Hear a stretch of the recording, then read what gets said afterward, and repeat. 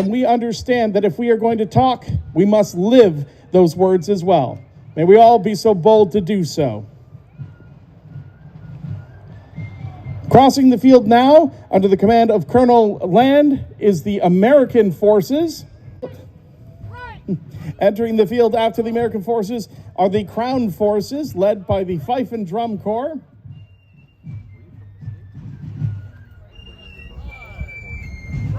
Battalion 1 form line on the right! March!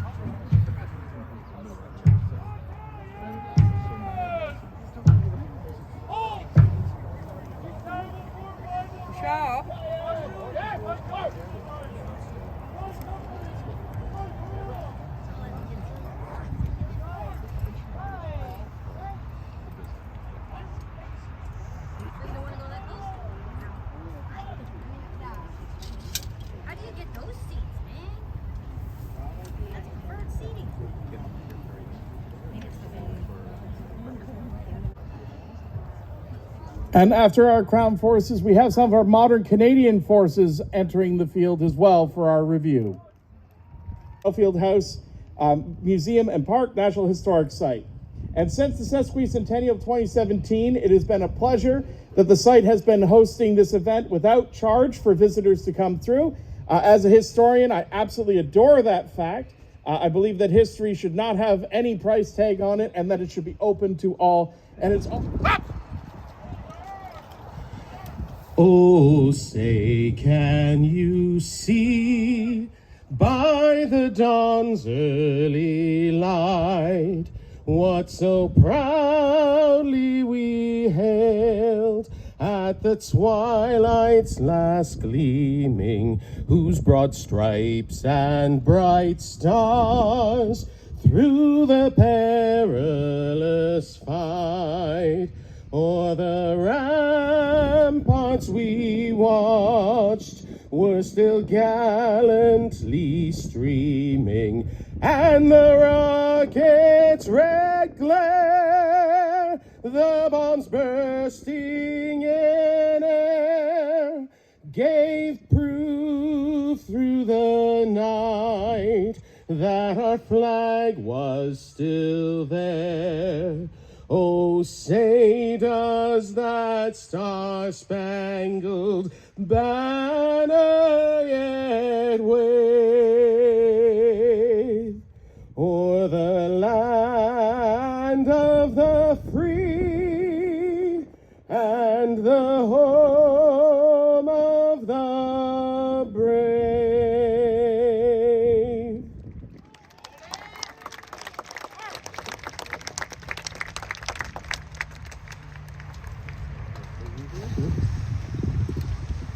Now, the Battle of Stoney Creek occurred at 2:30 a.m.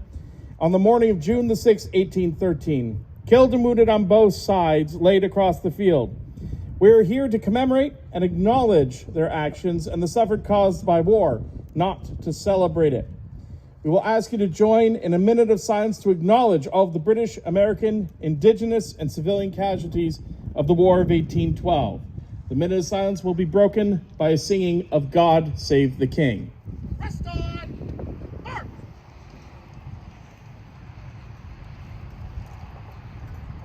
Shoulder! March!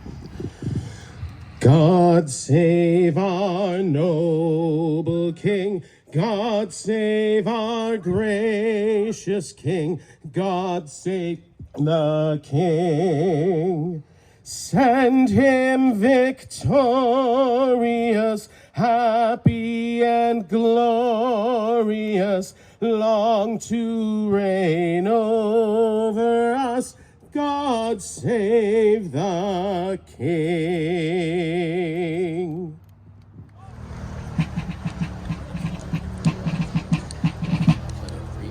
Ladies and gentlemen, once again, I want to thank you all so much for coming out this weekend. Your continued support allows events like this to continue and allows us to share our passion towards Canadian history and towards the history of our local communities. So I want to thank you all personally for coming out.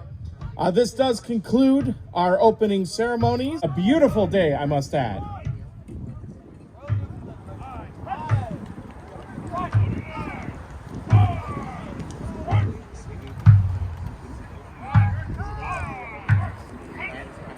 Those are two regiments that.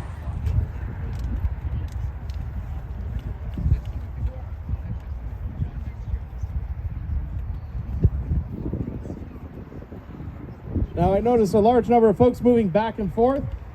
Don't worry, the battle is very fluid, so don't worry if you're down at this end, you will see some of it. If you're at this end, you'll see some of it, and if you're directly in front of me, you're going to see some of it. You're also going to have me in the way. So just a heads up.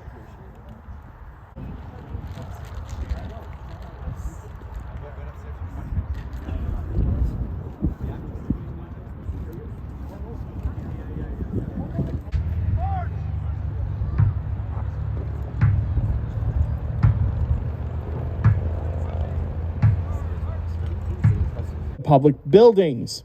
The only thing that seemed to save the British from total defeat was their detonation of their powder magazine, which spewed debris into the American forces and killed their commander on the field, Zebulon Pike, whom Pike's Peak is named after, which caused confusion in the American ranks.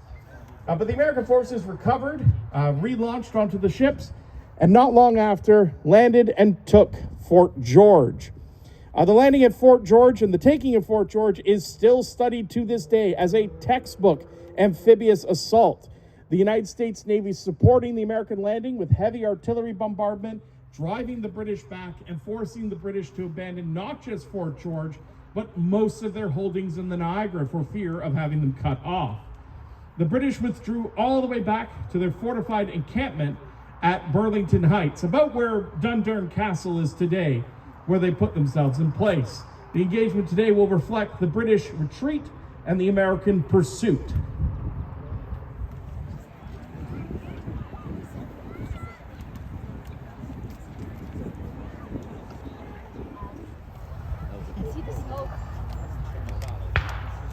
So ladies and gentlemen, we see the British moving across the field here. As I mentioned, the British withdrew all of their forces from the Niagara. That includes forces that they had down in Chippewa and Fort Erie, as well as Beaver Dams, and pulled them all back. The danger being is that the Niagara had even worse roads back then, so they didn't want them getting cut off. So they had to pull back, bring their forces, and centralize them. General Vincent, the British commander, gave the order, and they all quickly withdrew. But the men that were marching out from Fort George had to act as a rear guard, delaying the American advance. So rear guards were usually your light troops, your skirmishers.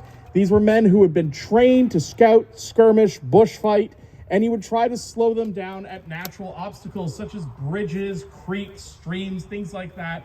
Just slow them down, giving your main army time to get where they need to and to assemble into a defensive position.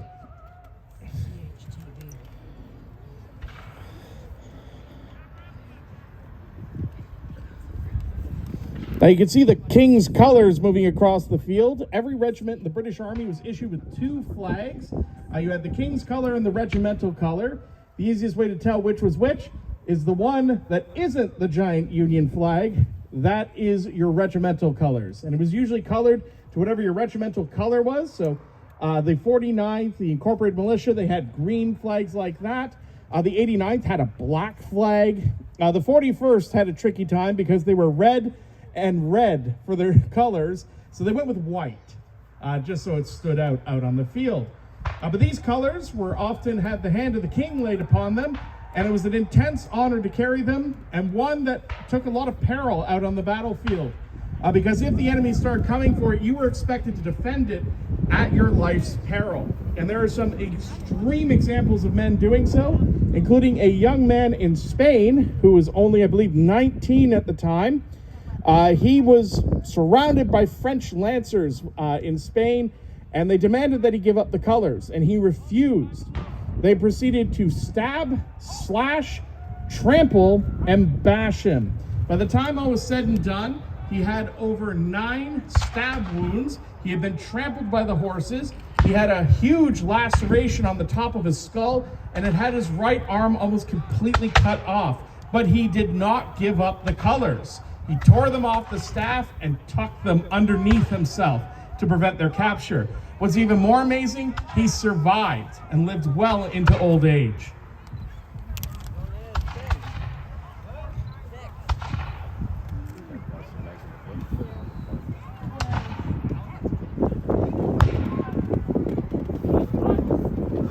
Now, the British troops that you see engaging in skirmish there in the green with the blue trousers, those are actually Canadian troops, soldiers of the 2nd Lincoln Militia. Militia service was a mandatory service for all adult males in the Canadas. If you're between the age of 16 and 60 and you're a man, you're in the militia. During peacetime, militia training was very lax. Typically, it was held on a holiday, such as the King's birthday, interesting enough, also June the 6th. And on those days, you would bring your family with you because there would often be bands, there would be food, there'd be drink, there'd be fireworks. It was more of a festival atmosphere. The militia would only have to prove they could perform basic drill and had to load and fire the musket 3 times without any assistance. If you could do that, you were considered proficient to be in the militia. During wartime, though, the militia could be called up for anywhere from 30 days to 1 year's worth of service. And during that time, they would receive proper training, and oftentimes they would try to uniform them. So the green uniform was actually a makeshift uniform that the British government purchased large quantities of green and blue cloth so they could quickly make up uniforms so the men could be better identified out on the field. The majority of the militia, though, wore civilian clothes, which became a problem when the majority of the enemy militia also were wearing civilian clothes. So from battle to battle, they would try to find a small way to identify themselves. For example, at Fort George, the Canadian militia had white armbands on to hopefully only get shot at by one side.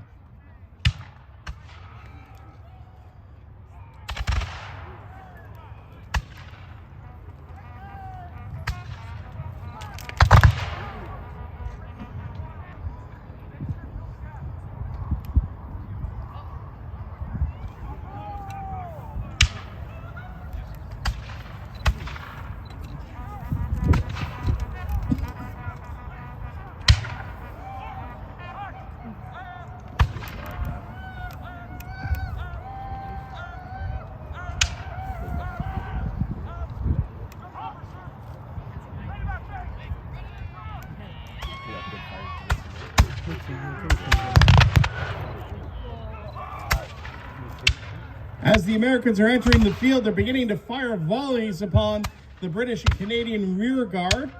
Now, it's commonly asked, why did they fight the way they did in those big, long lines? Everybody taking turns shooting at one another, it seems. Well, it's because of the weapons of the era.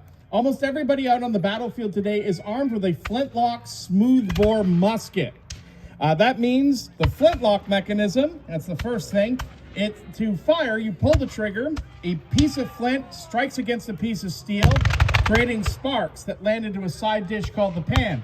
So watch closely when they fire. You'll see a flash close to their face. This then ignites the main charge inside the barrel, and it all goes flying out the end. The problem is the flintlock is exposed to the elements. So wind, rain, snow, any sort of weather can affect it. And also, black powder creates a lot of fouling. So it did not take long for the weapons to start to gum up and to misfire. Even in good conditions, a flintlock is about 20% of the time going to misfire. So that's good conditions. To make matters worse, I mentioned there's smoothbore, which means when you pull the trigger, good luck aiming what you're pointing at. You pull the trigger, the musket ball just rattles down, and you have no idea what's going to hit. At 100 yards, your margin of error is 9 feet in any direction. So the simple way to make this an effective weapon is to get as many men as you can and have them all point in the same direction at the same time. They all pull their trigger at the same time. Enough muskets should go off to send enough lead across the battlefield that you're going to hit something. But fighting in this manner produces one last problem, and you're beginning to see it now. Smoke. From constant musket fire and from cannon fire, it did not take long for the smoke to build up on battlefields. And we have accounts of battles where the first time you'd see your enemy is about 30 paces away. At the Battle of Lundy's Lane, they were about 15 feet apart and could not see one another in the smoke. Now this leads into the most popular question. Why, if the British were the best army in the world, did they wear bright red with white shoot me here X's in the middle of their chest? I mean, it's funny today, but on that thick, smoky battlefield, you did not want a uniform that hid you. You wanted a uniform that screamed out to half of the men on the battlefield, "Do not shoot me, I am your friend." So if you thought you were smart and you wore green or black, you're probably going to get shot at by everybody when it's red versus blue. So friendly fire was a serious problem. At the Battle of Lundy's Lane, I mentioned earlier, one of the Canadian regiments wearing green, gray, and black, they lost more men to the British than to the Americans, simply because they could not be identified. And a brigade of American soldiers wearing gray uniforms for 20 minutes were being fired upon by both armies. Camouflage is a great idea today, but 200 years ago, as they would put it, it could make you a landowner.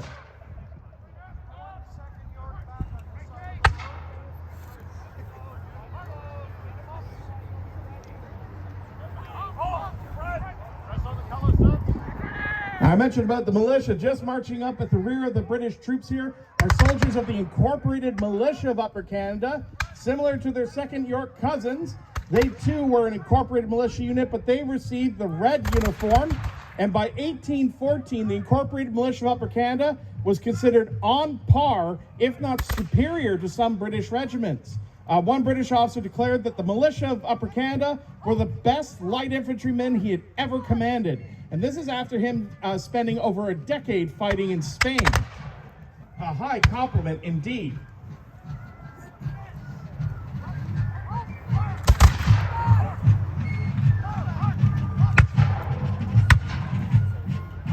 Now, to the modern ear, the anachronism of music out on the battlefield seems a bit odd, but the fifes and drums were an important part of the army. They not only were for helping keep men in step, but out on the battlefield, the fife, the drum, and the bugle carried messages across the field. The high-pitched fife cut through the din of the musketry.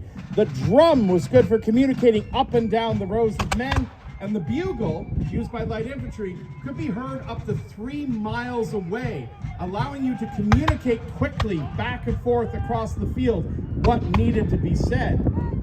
So these, the fifes and drums, like I said, very important, and there's often this belief of, the drummer boy.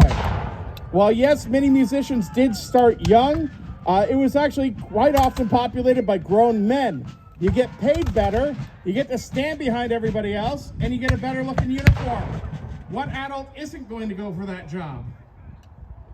The trick is you had to be able to read music, and you had to be able to perform over 80 different calls on 3 different instruments: the drum, the fife, and the bugle. It wasn't easy. They definitely earned their position out on the field.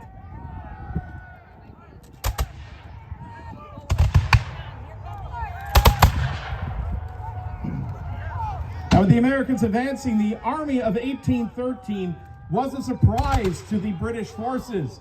The American Army of 1812 was one with a lot of spirit, a lot of vigor, but not a lot of good command. The Army of 1813 had improved considerably. They were much better trained, much better led, and much better disciplined. But unfortunately, that meant 1812 had been a low bar for them to clear. So even by 1813, they had not gotten to a point to match the British often, and had to rely on large numbers to support them. Or in the case of their push up to Burlington Heights, they had the support of the United States Navy, sailing along the lake and bombarding British positions as they attempted to resist the American pushes. And you can see amongst the American forces, I mentioned about gray uniforms at Lundy's Lane.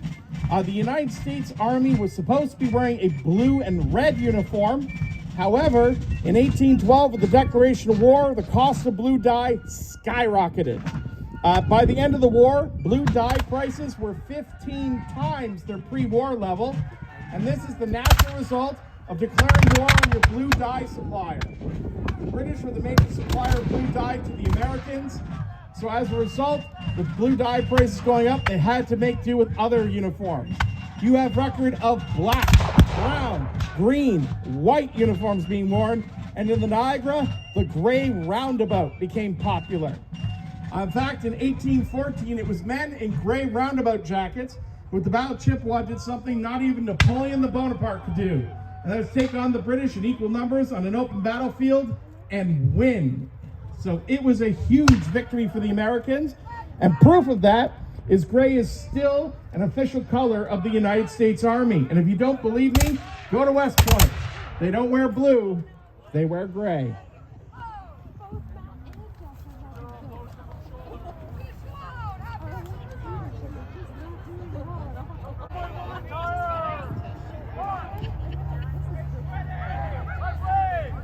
Now, I should ask, are there any good Canadians in the crowd?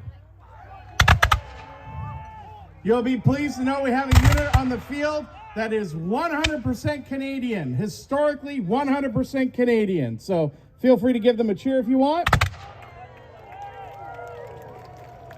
And you can see them fighting with the Americans. The Canadian Volunteers was a regiment raised out of the Niagara in 1813 out of disaffected Canadians who decided to fight alongside the Americans. Their uniform purposely was designed to antagonize the British, with a green band, a symbol of Irish rebels, and a white cockade, a symbol of the Jacobite rebellions, being worn on their hats. In fact, the commander of their unit, a fellow by the name of Joseph Wilcox, when he took up his commission in the United States Army, he still was the sitting member of the provincial legislature in York. So if you think you got problems with Parliament today, he even burned down his own constituents in 1813, burning the village of Newark in December of 1813. But good news though, Wilcox got his just desserts and a perfect end. He got exactly what every Canadian traitor should get: an unmarked grave in Buffalo.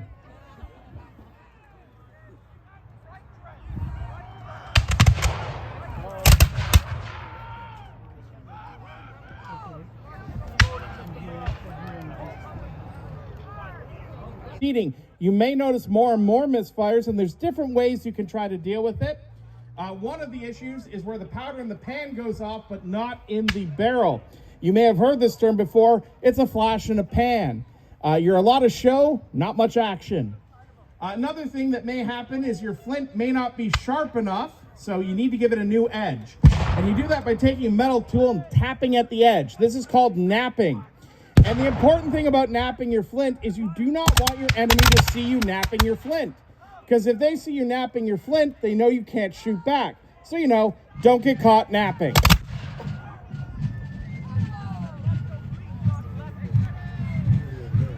The Americans to slow, and by the time they reached this area and looked upon the heights, the British were in a fortified position. Their commanders, Chandler and Winder, made a decision that they decided not to push on. They wanted to wait until they get support from the U.S. Navy and also get more reinforcements marching up the peninsula. Once they had that, they figured within a couple days they would be able to strike upon the British position and hopefully push them entirely out of the colony.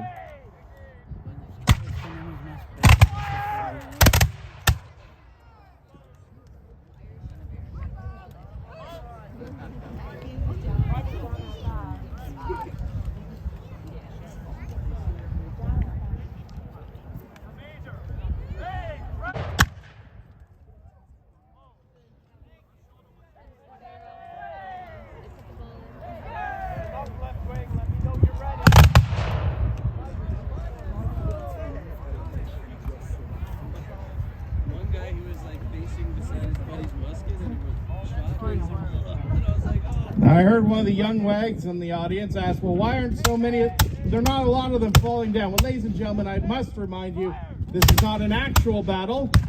An actual battle fought at this range would be over in 2 minutes. And even though you didn't pay to get in, you would probably ask for something back after a 2-minute show.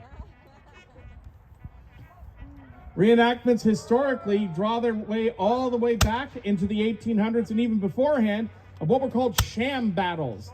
They were often mock battles held in public squares as a recruitment tool to try to entice people into joining up into the local regiment. In those, they particularly did not like to show casualties, as they did not want the new recruits to realize the army could be dangerous.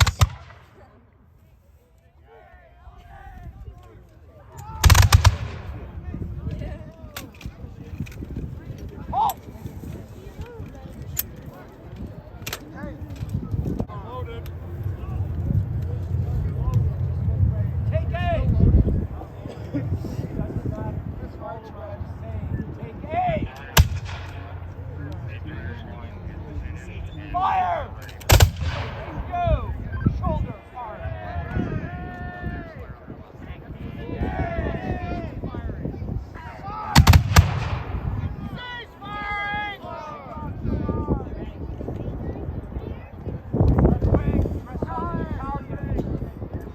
At the conclusion of many battles during this year, it was not uncommon for officers to hold a parley in which they would discuss the treatment of the field, how the dead and the wounded would be treated by each other. Oftentimes, they would try to find some sort of way to ensure that dignity was given to those who need it and treatment for those who need it as well. It's not uncommon as well for prisoners to be what was called paroled, where they would basically attest on their honor that they would not return to battle until exchanged. This allowed them to not have to go into captivity. But as reenactors, we recognize that we represent people who fought and fell on these grounds, and it's a tradition amongst the reenacting community that at conclusions of engagements, we recognize this with the playing of a lament. So during the playing of the lament, I ask that you please observe silence, and if possible, please remove your caps.